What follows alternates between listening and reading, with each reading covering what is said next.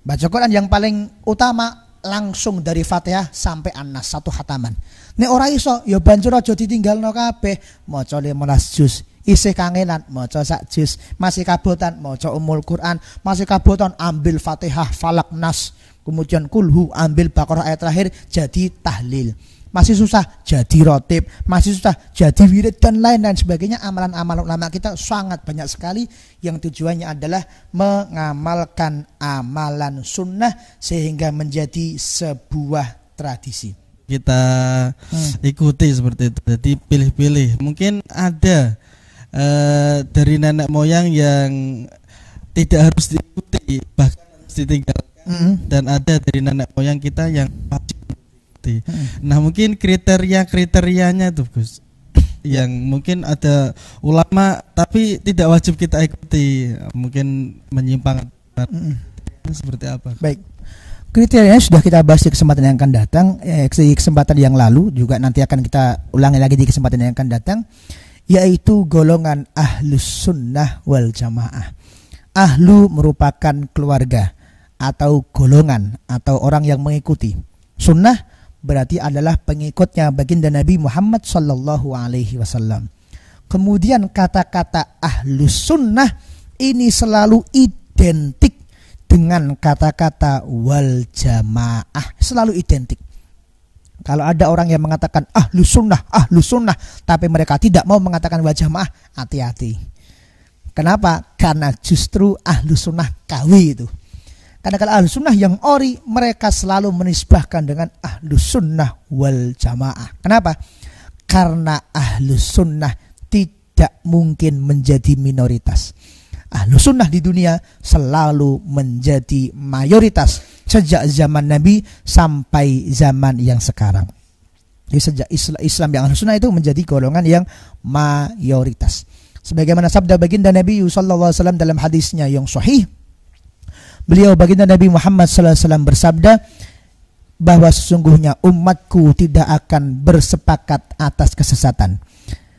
Fa idza ra'aitum ikhtilafan, maka apabila kamu melihat perbedaan pendapat, fa alaikum bisawadil a'dham, maka kamu wajib berpegang teguh dengan as-sawadul a'dham, dengan golongan mayoritas yang ada di muka bumi ini. Jadi golongan ahlus sunnah wal jamaah pasti identik dengan golongan wal jamaah. Maka nenek moyang yang akidahnya, yang amaliyahnya adalah ahlus sunnah wal jamaah, maka wajib untuk kita ikuti. Nah kemudian nenek moyang kita yang ahlus sunnah pasti mereka memiliki tinggalan amal soleh, melaksanakan sabda Nabi Muhammad SAW, man sanna fil islami sunnatan hasanatan. Barang siapa yang mengadakan sebuah cara yang baru, mengadakan sebuah kegiatan yang baru, mengadakan sebuah wadah yang baru, isinya apa? Sunnatan hasanatan. Isinya adalah mengamalkan sunnah, maka orang tersebut mendapatkan pahala dan juga pahala orang-orang yang mengikutinya.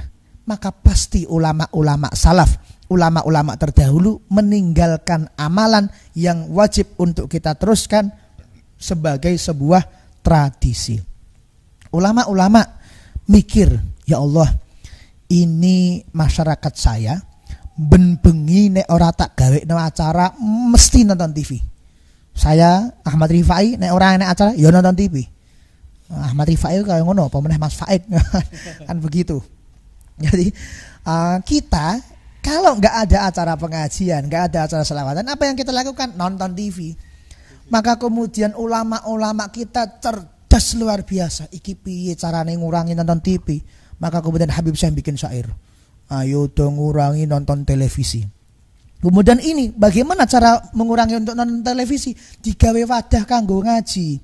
Ayo dong ngurangi nonton televisi, timbang nonton TV luweh becik ngaji.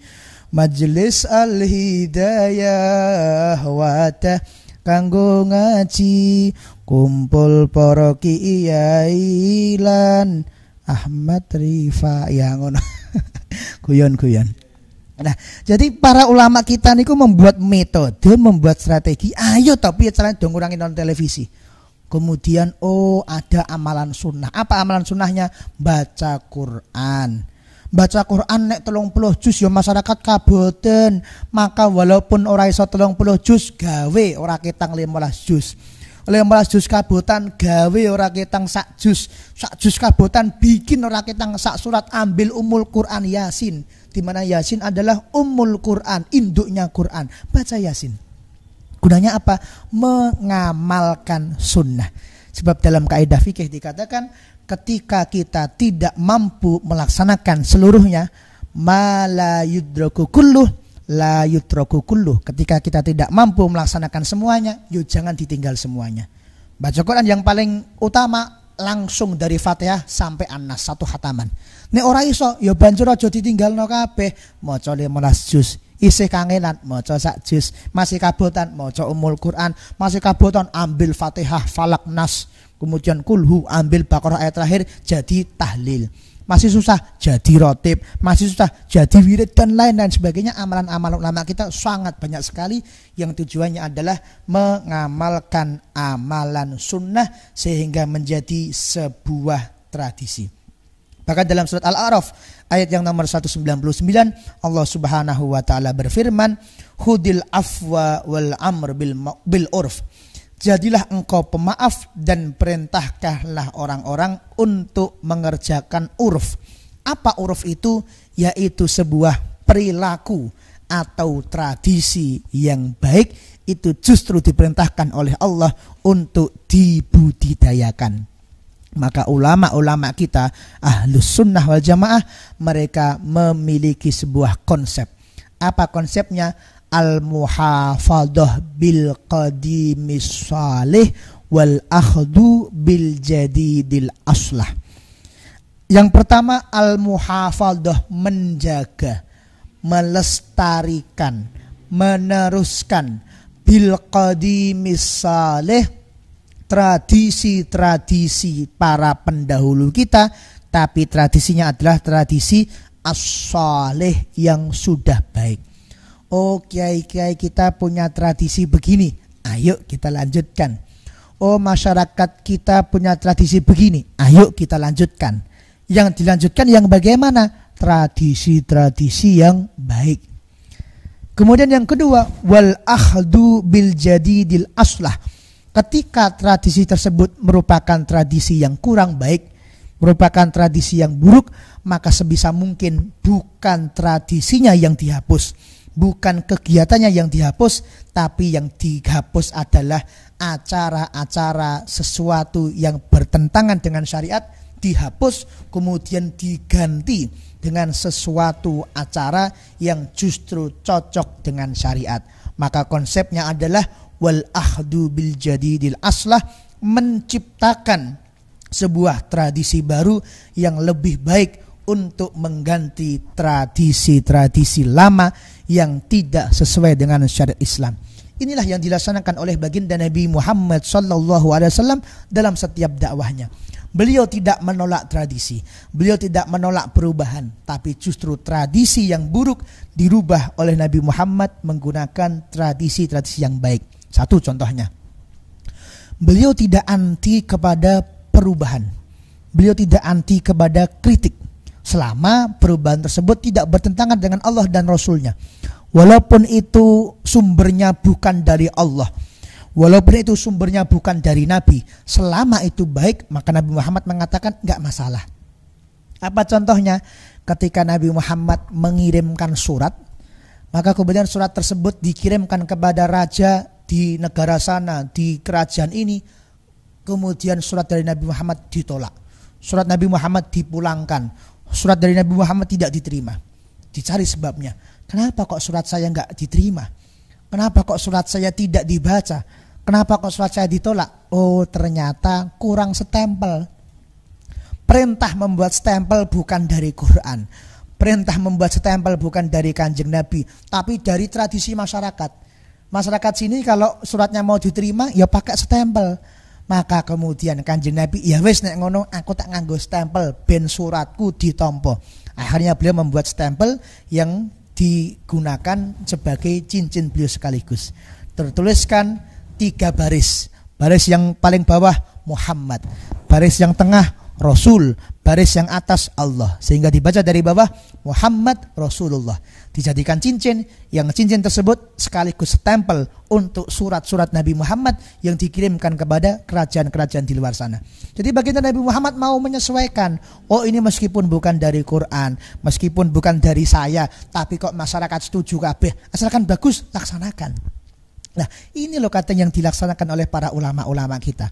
Kita kalau manten itu tradisinya pakai gedang di pintu masuk. Kemudian nganggo burung nopo niku. Mbuh duka burung nopo niku kula ya ora pati apal. Kemudian kudu nganggo macam-macam tata bunga, kemudian banyak sekali tradisi-tradisinya. Di situ apakah boleh untuk melaksanakan tradisi tersebut? Sama seperti panjenengan sekolah.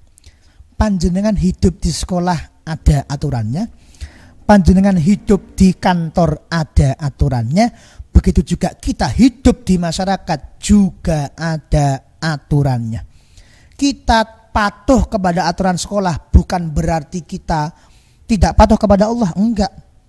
Kita patuh kepada juragan bukan berarti melanggar perintah Allah, enggak. Tapi beda-beda.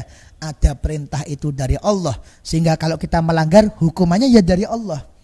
Seterusnya ada aturan dari sekolah, sehingga kalau kita melanggar ya berarti kita mendapat hukuman dari sekolah. Ada aturan kantor, kok kita melanggar ya ada hukuman dari kantor. Ada juga aturan masyarakat, kok kita melanggar ya dapat hukuman dari masyarakat.